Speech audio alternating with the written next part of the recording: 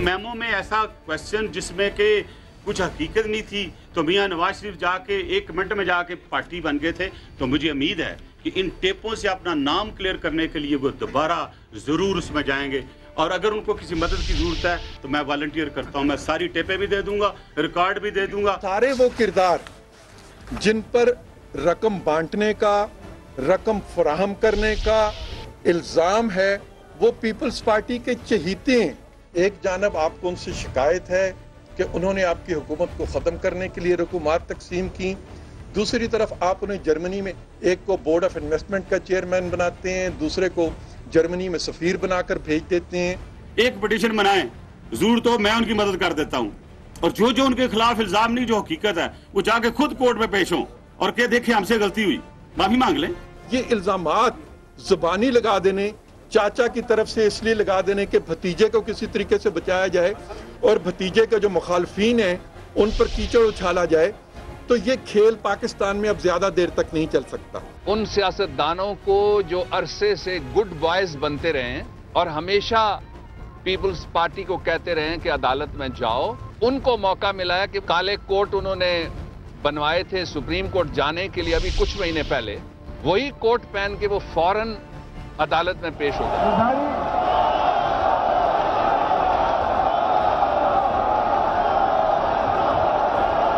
President साहब को तो हर वक्त हलाल आके अपनी उंगली इतनी करके वो कहते हैं गो, डोंट डू दैट। हम भी उसी इलेक्शन की पैदावार है जिसकी आप पैदावार हैं।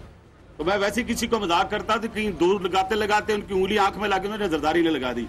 कल ही यूनुस हबीब साहब ने अपनी किसी इंटरव्यू में कहा, और आज के अखबारात में मैंने देखा कि वो इनको चाचा कहते थे और वो उनको अपना भतीजा समझते हैं।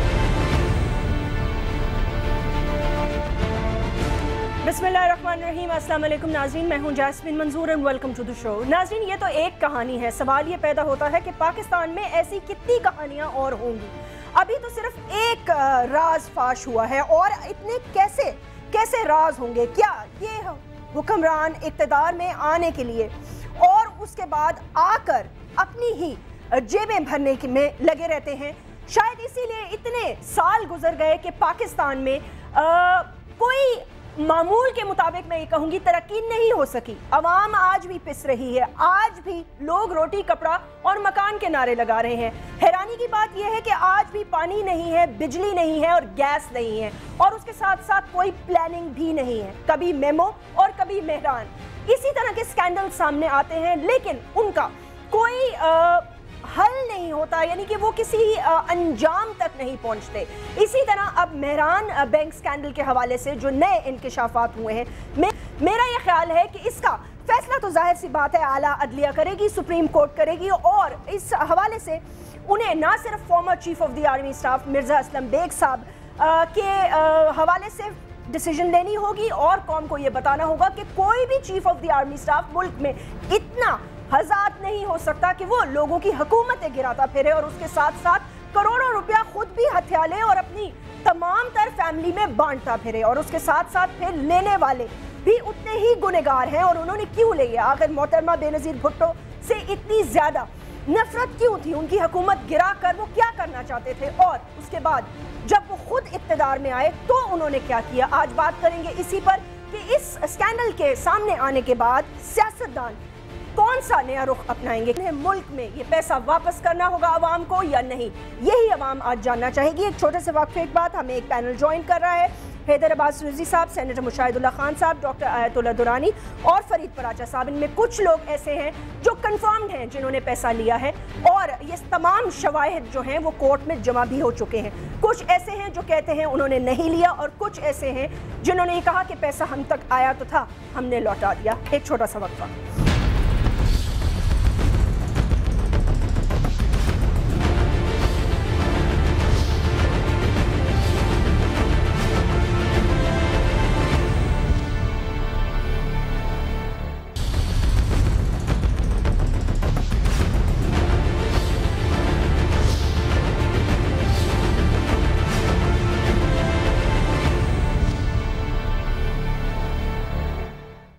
वेलकम बैक नाज़रीन, आइए अपने गेस्ट को वेलकम करते हैं, सलाम करते हैं और प्रोग्राम का आगाज़ करते हैं। हैदर अब्बास रिजवी साहब हमें ज्वाइन करें। डेप्यूटी पार्लिमानी लीडर हैं, मेंबर हैं नेशनल असेंबली के, मुत्तहिदा कौमी मूवमेंट के एक अहम रुकन है।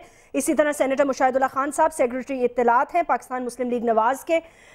आयतुल्लाह दुरानी साहब हमें ज्वाइन करें, पाकिस्तान पीपल्स पार्टी के सीनियर मेंबर भी हैं, फॉर्मर मिनिस्टर भी रह चुके हैं। और डॉक्टर फरीद पराचा साहब डेप्यूटी सेक्रेटरी जनरल हैं जमात इस्लामी की। आप सब लोगों को वेलकम करना चाहूँगी। मुशाहिदुल्लाह साहब, सबसे पहले आगाज़ आपसे करूँगी, ये बता दीजिएगा, इतने सारे इल्ज़ामात का जवाब तो दे दिया परवेज़ रशीद साहब ने, लेकिन बात कोर्ट में है, बहरहाल कोर्ट फैसला करेगी। उन्होंने जो बातें यूनुस हबीब साहब ने कही एक एक्सक्लूसिव इंटरव्यू में, और अब जो बातें सामने आ चुकी हैं, आप समझते हैं कि इनको मान लेना ही बेहतर होगा? एक एफिडेविट मेरे सामने पड़ा है जो जमा कराया था मोहतरमा की सेकंड गवर्नमेंट में 20 अप्रैल 1994 को, और नसीरुल्लाह बाबर साहब ने जमा कराया था, और इसमें असदुल्लाह दुरानी साहब ने बाकायदा कहा है चेक नंबर्स, रिसीप्ट्स और फेक अकाउंट्स जो हैं उनकी सारी डिटेल्स भी मोहतरमा को दे रहा हूं। जी बिस्मिल्लाहिर्रहमानिर्रहीम। देखें अपना जैस्मीन, ये जो केस है इसमें ये बड़ा मज़ेदार केस है। पहली बात तो मैं ये कहना चाहता हूँ कि सुप्रीम कोर्ट में सब जुडिस है, इसको चलना चाहिए, और जो इसमें इन्वॉल्व है उसको करार वाकई सज़ा देनी चाहिए, और तमाम लोगों को सुप्रीम कोर्ट के फैसलों को तस्लीम भी करना चाहिए। ऐसा ना हो कि फ़ैसला जो है वो अपनी मर्ज़ी का अगर हो तो उसे तस्लीम कर लिया जाए, वरना ये कहा जाए कि जी हम पार्लियामेंट की बात मानेंगे, सुप्रीम कोर्ट की नहीं मानेंगे। अब इसमें ये कहा गया है केस में, अजहर खान केस में, कि जी ये मोहतरमा की जो गवर्नमेंट है वो गिराने के लिए ये सारा किया गया था लेट 80s में, ठीक है।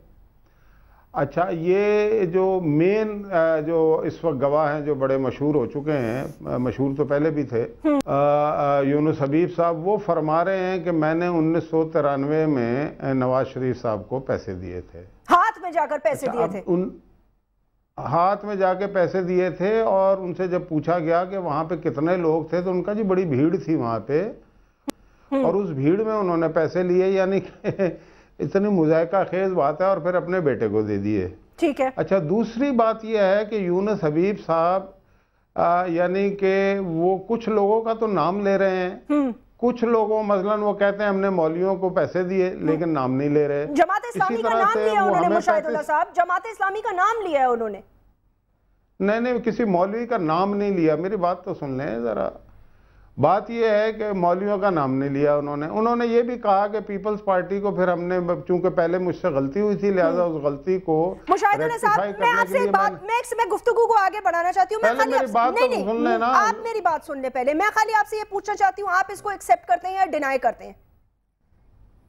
हम डिनाई करते हैं, ये बेबुनियाद और लगवर झूठ है, पूरा का पूरा झूठ का। सुन लेना, एक सेकंड रुके, गुफ्तगू को आगे बढ़ा लें, फिर आपकी बात में मेरी बात तो सुने, आप डिनाई करते हैं। मेरी बात तो सुने, मेरी बात तो पूरी कर ले। आप 1 गज लंबा सवाल करती हैं, 1 फुट का जवाब नहीं लेती हैं आप। ये तो आपने कम से कम 1 फुट का तो 200 प्रोग्राम्स मेरे साथ किए हैं एनआरओ पे आज तक, ये पहली दफा निकला है आपके मुंह से, क्योंकि आज जब बात अपने पर आ गई है तो आपको सवाल बुला लग रहा है। नहीं तो सुन, तो जवाब ही नहीं सुन रही आप, मतलब के इस चक्कर में मैं ये कह रहा हूँ। चलिए ठीक है, मेरी बात तो सुन लेना, आपने पूरा सवाल, मेरी जरा सी बात तो सुन लें, हौसला तो करें थोड़ा सा।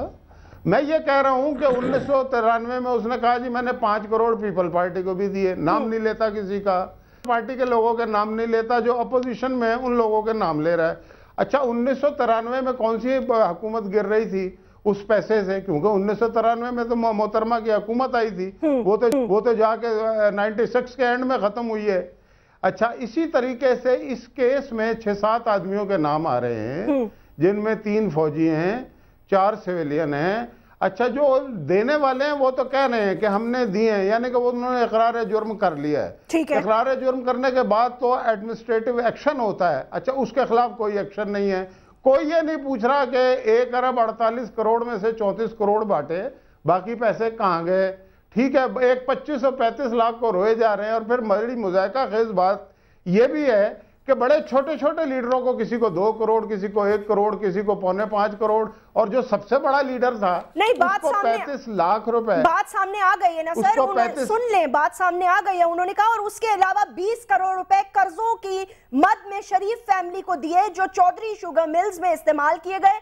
डिफरेंट तरह से, और इसके सारी की सारी रिपोर्ट्स एफआईए के सामने। वो और चीज है, वो जो ओके एक सेकंड, मुझे एक सेकंड दीजिएगा। वो बेशुमार इस तरह के इंडस्ट्रियलिस्ट के ऐसे बेशुमार कर्जे होते हैं जो उसने कहा कि इन एडवांस दिए, हम एडवांस दिए जिसका कोई रिकॉर्ड ही नहीं है ना। ये ऐसे ही है कि कल मैं जाके किसी बैंक से कर्जा ले लूं और उसका कोई रिकॉर्ड ही ना हो, ऐसा हो नहीं सकता। सबका दुरानी साहब ये बताइएगा, रिकॉर्ड भी है और वो नसीरुल्लाह बाबर साहब ने जब सेकंड बेनजीर भुट्टो साहबा की सेकंड गवर्नमेंट का टेन्योर था और नसीरुल्लाह बाबर साहब ने एक डिटेल्ड ब्रीफिंग दी थी, तो उस वक्त मोहतरमा ने इन तमाम लोगों के खिलाफ एक्शन लेने का क्यों नहीं सोचा?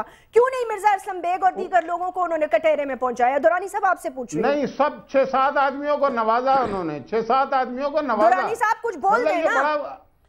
जी मुशाहिदुल्लाह खान साहब, शुक्रिया आपका कि हस्ब मामूल आप लोगों ने बिल्कुल इनकार किया कि आप लोग जमजम के पानी से नहा करके आप लोगों ने पूरे ज़िंदगी सियासत, आपको नहीं कह रहा हूँ बल्कि आपके जो दूसरे साथी परिवार वाले हैं उनसे मुतल्लिक है। कुछ देर के लिए मान जाओ, कुछ देर के लिए कोई फ़र्क थोड़ी पड़ता है आपको, आप लोगों को। आपकी सूबाई हुकूमत मुस्तहकम अंदाज में चल रही है, उसको चलने दिया जाएगा, बेफिक्र हो जाओ।